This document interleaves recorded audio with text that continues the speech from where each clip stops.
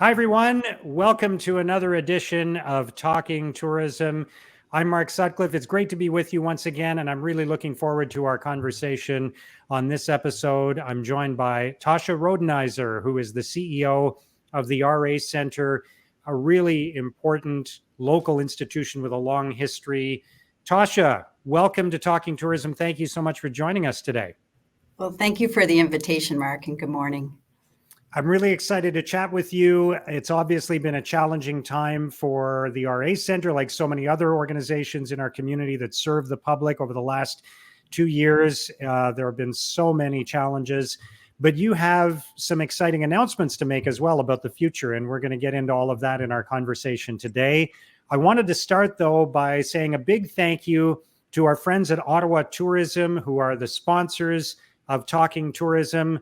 Let's hear from Ottawa Tourism. This podcast is presented by Ottawa Tourism. They're creating fresh, new ways for you to help kickstart Ottawa's economy, as well as build a more dynamic city for residents and visitors alike. Whether it's hosting a business meeting, inviting family to visit for a long weekend, or something as simple as an Instagram post. Learn more about how you help make Ottawa a better place to live, work, and visit at ottawatourism.ca. All right, Tosha, let's talk about the RA Center. And as I mentioned, this is an organization with a long history in Ottawa. Maybe you could just kind of talk a little bit about what the RA Center does, I guess, under normal times, and then we can talk about how you pivoted and adapted during COVID. Sure, Mark. Well, maybe I'll start with a couple of history facts for you. We are, in fact, celebrating our 80th year since incorporation. And what many people in the city know is that we were originally created to exclusively provide fitness, sport, recreation to federal public servants. But in the mid-90s, that changed. And since roughly that time, we've been autonomous. We do not receive any funding from any other organization or level of government, and we are a not-for-profit facility. And with that, we do a little bit more than what you see on the campus. So we actually operate all the federal public service cafeterias in the nation's capital.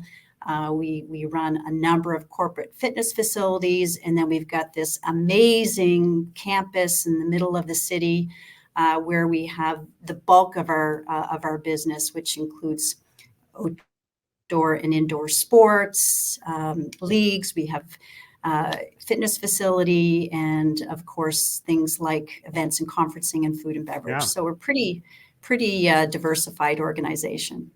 Absolutely, and I'm not sure there's anybody in Ottawa who hasn't, in the last few years, set foot on the campus for one reason or another, a softball tournament, some other sporting event, maybe a meeting in the building.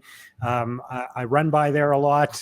So there's lots of connections to the RA Center for people in the local community. But in the last couple of years, of course, so much of that has been threatened by COVID. So how's that impacted the RA Center, and how have you adapted? Well, I mentioned a moment ago how diversified we are, but who would have ever contemplated the emptying of all the government buildings?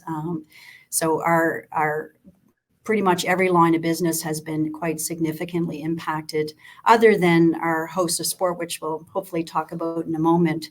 But it's been very difficult. I know I speak on behalf of many of my colleagues throughout the industry. Closing, or you're in this constant state of planning and unplanning in an incredibly ambiguous environment that was forever changing. So, I think there's this cautious sense of optimism right now. People have been slowly returning to the activities that they've grown to love. And, we're just hoping that, as a community, we've been doing all the right things, the high vaccination rates, and trying to adapt to this new reality. And are you starting to plan for when people are going to be coming back in larger and larger numbers as fingers crossed we emerge from COVID? Yeah, I think since the summer period where we hosted roughly 3,000 kids through summer camp programs, that was kind of like going from 0 to 100 overnight, and doing so quite successfully. And then the reopening of programs and often in slower or lower numbers of people, but that has, as restrictions have relaxed, we've been incorporating that, but we're still in a point where we need to be hyper vigilant in making sure that as we're reopening things, we're able to do so in a cost neutral manner. So we can't take too many risks right now. Yeah. Now, you are making some exciting announcements, and there are going to be some new things as we emerge from COVID and more things start opening up. So I know, for example, pickleball is this really rapidly growing sport. So you're opening some new pickleball courts. Tell us about that and some of the other announcements that you've been making. Well, not to downplay, the significance of a global pandemic and the impact that's had on our community and people whom we love.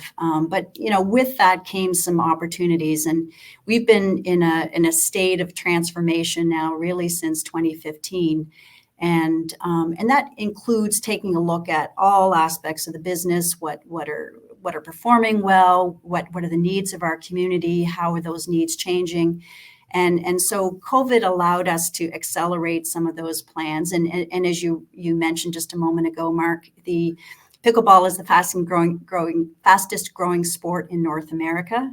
And we were able to, through a number of changes in our building, namely, and this is the not so good part of the ripple effect, is we exited our hockey program, and our hockey program had been running here since 1978. So those are decisions, obviously, that are not made lightly or quickly. Lots of analysis went into that, but by exiting our hockey program, we moved and created a curling center of excellence, which we opened in September. And the first feet on the ice actually were the Olympic hopefuls, as we were hosting Curling Canada's Olympic qualifier trials.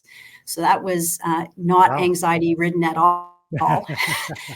So that was in September, right? For the organizers, exactly. For the hosts as well. It's not, there's not just tension in the air because it's the Olympic trials. That's exactly right. There were, I think, most of our property staff had their nails bitten to the nubs. So that was really exciting, and just you could just feel the energy returning into the building. And then our old curling facility, we transformed into a purpose-built 7-court indoor pickleball facility.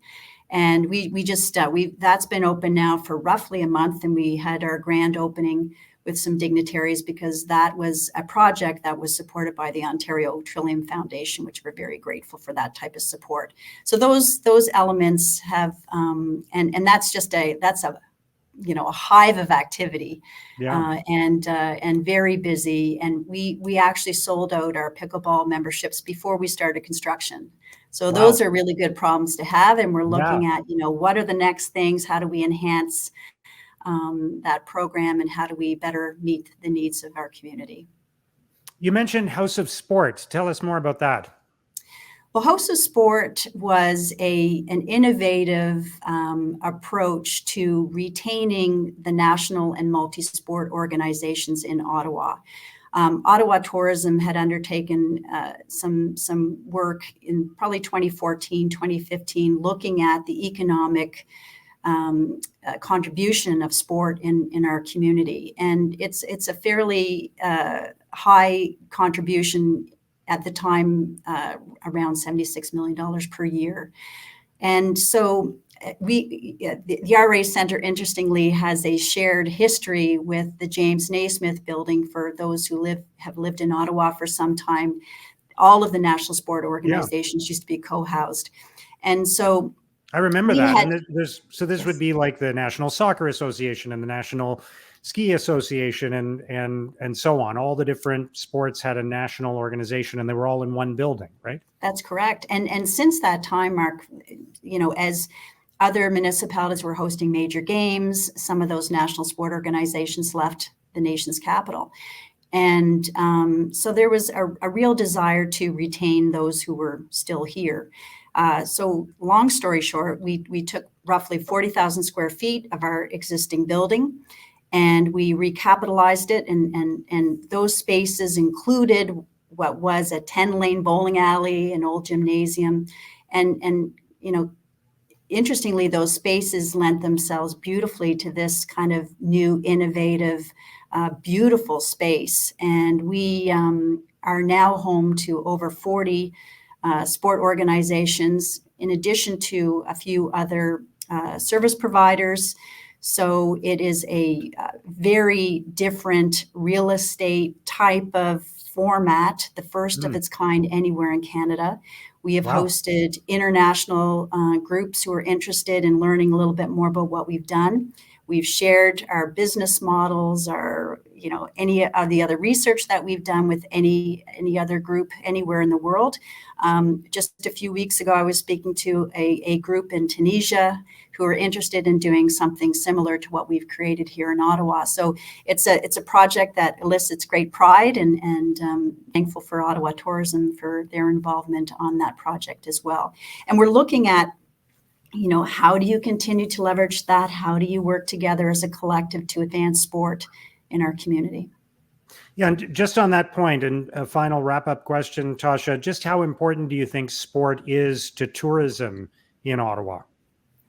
I think it is exceptionally important, and I think it on so many levels, but certainly from economic contribution in our city. It's something that the vast majority of people engage in some capacity. We often think of the athletes only, but there's athletes, there's volunteers, coaches, officials, spectators, and I think at this particular period of our history, it's essential that we get people back on the courts, back on the field of play, to be able to bring our community and strengthen the fabric of that community and heal from this very challenging period in our lives.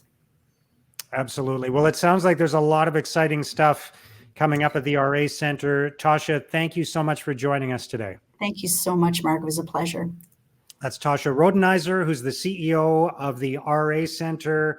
And that's it for this edition of Talking Tourism. Thank you for joining us. We'll talk to you next time.